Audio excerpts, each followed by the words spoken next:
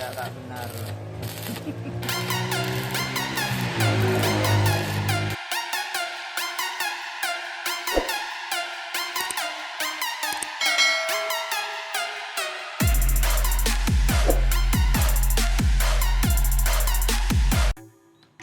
Ya, kita kembali lagi untuk materi kali ini, yaitu mungkin kita akan mencoba berpikir sejenak.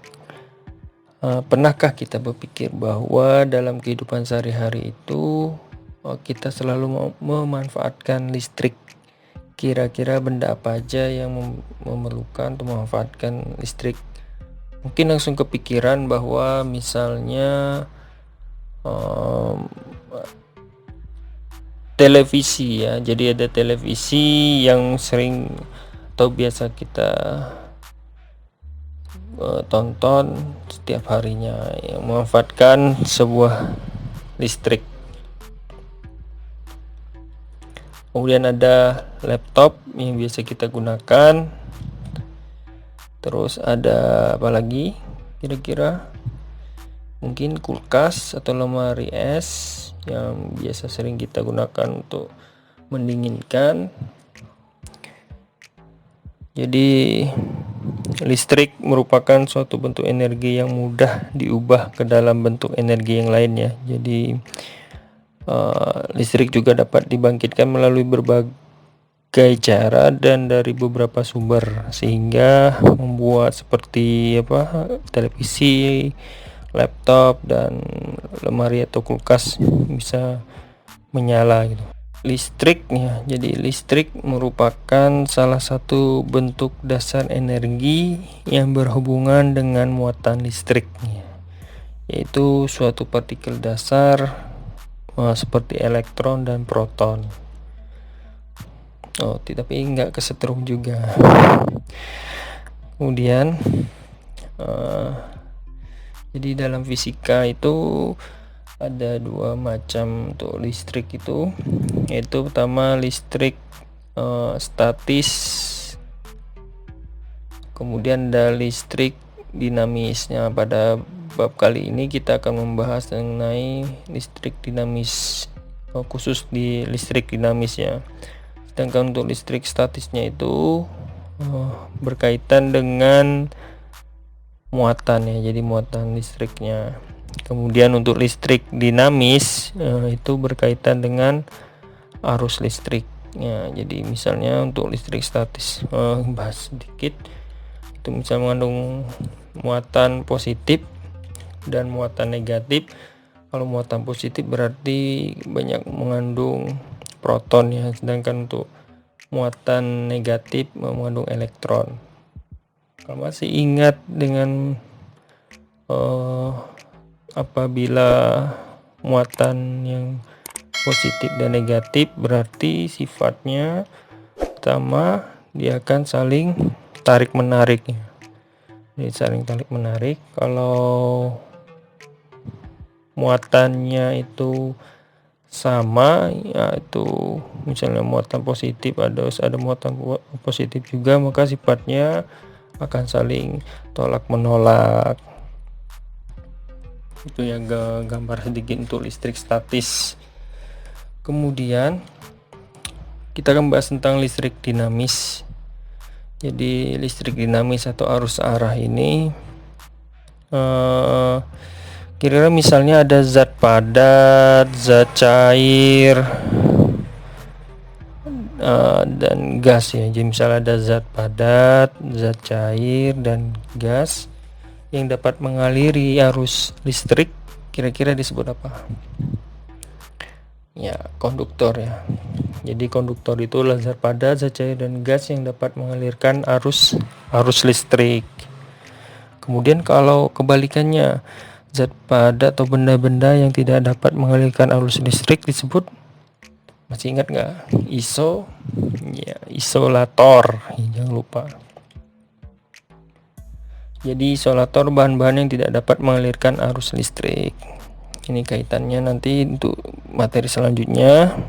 Maka kita peroleh dari arus listrik karena dapat terjadi karena aliran muatan positif maupun aliran muatan negatif.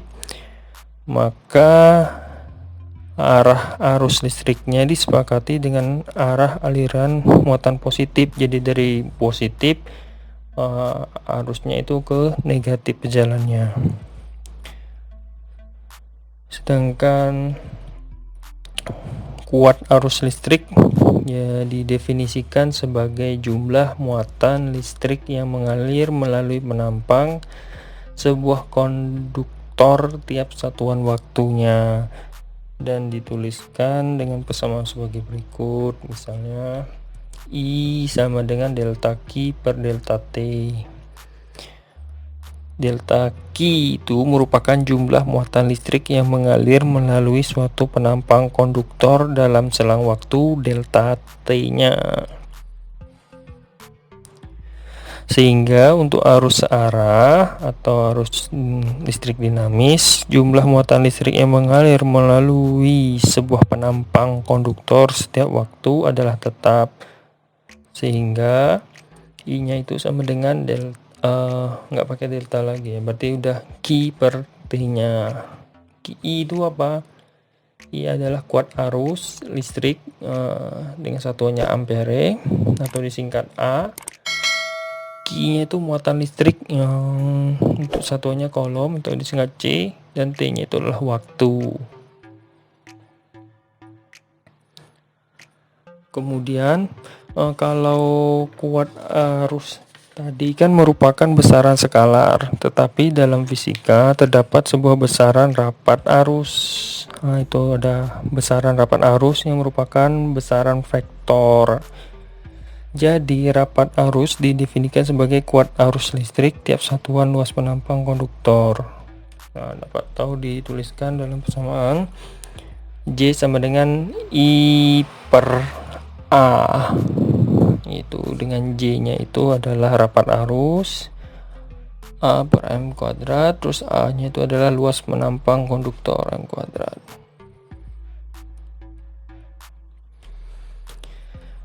Tuh ada laju aliran elektron. Jadi dalam selang waktu delta T kita peroleh misalnya jika pembawa muatan elektron, muatan Q sama dengan muatan elektron, yaitu E sama dengan 1,6 kali 10 min pangkat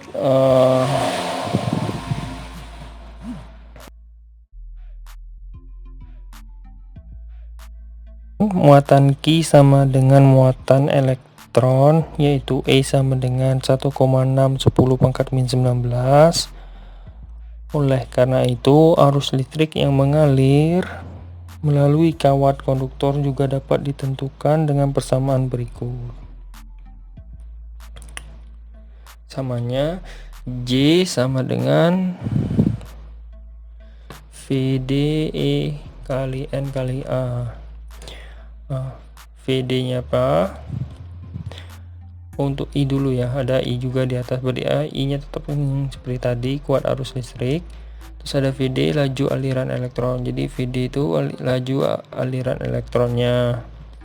Udah ada E ya, ada E muatan elektron, yaitu udah diketahui 1,6 kali 10 pangkat min 19 kolom. Hukum Ohm ini misalnya ada ilustrasi untuk rangkaiannya. Kita dapat ini pada sebelumnya kita cerita dulu ya. Jadi pada tahun 1827 seorang ahli fisika Jerman bernama Georg Simon Ohm, namanya diabadikan, menemukan hubungan antara arus listrik yaitu I yang mengalir melalui suatu rangkaian dengan tegangan yang dipasang pada rangkaian V.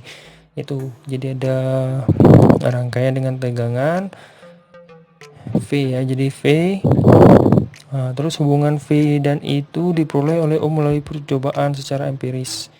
Ohm menyatakan hubungan antara V dan I sebagai berikut.